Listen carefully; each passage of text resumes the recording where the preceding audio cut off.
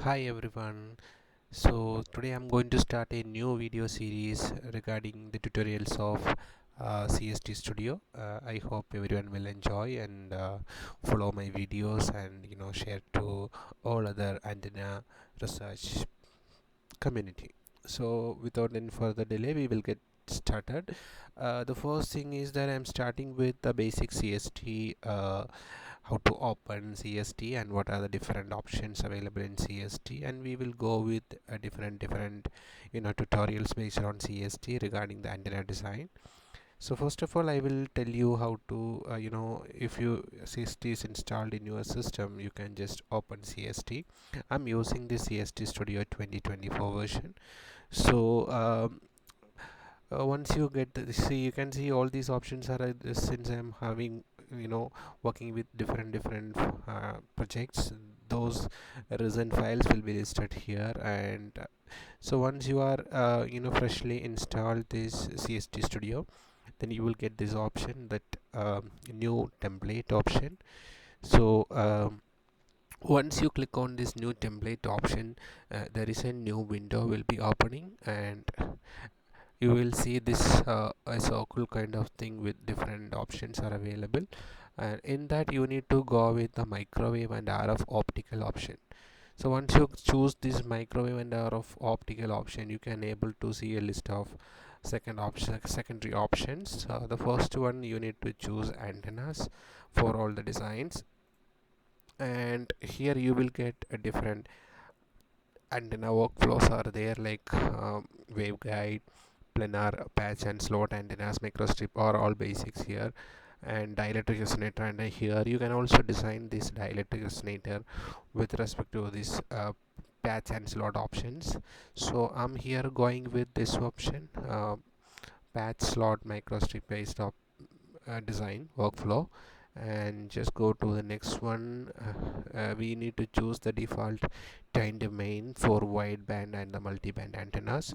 So we have to go with the option time domain and move forward. And these are the different units and measurements we basically used here. These are the standard options, like dimensions we are using in and frequency is in gigahertz. So these are the basic options, and don't want to change all this. We need to keep these all default.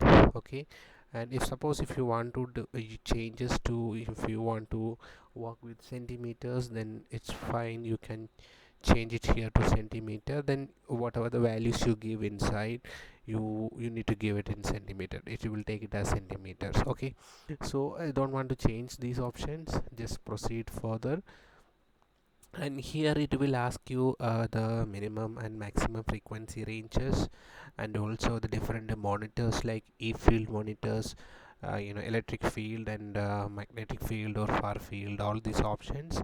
So this is not mandatory to give all these options, because once you start designing different antennas, you can able to give all these options after designing. So there is no requirement for giving it in the starting phase. So I just leave these options and just move forward. You can give the template name here if you want, and then just click on finish.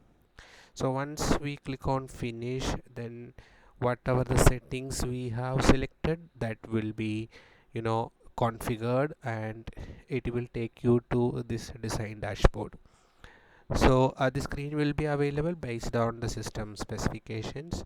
So those who have a very good amount of RAM, then a very good processing unit in the computers, and you have a graphics card support, then the performance will be in very fast.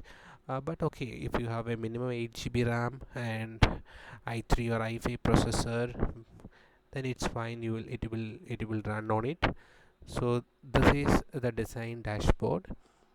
uh, and we will be working in the further videos, we will be working with the different options in each and every tabs, like the home, then go to modeling, we have a number of options are here, then go to simulations, then post processing, then view. So these 5 tabs are there, and we have options over there.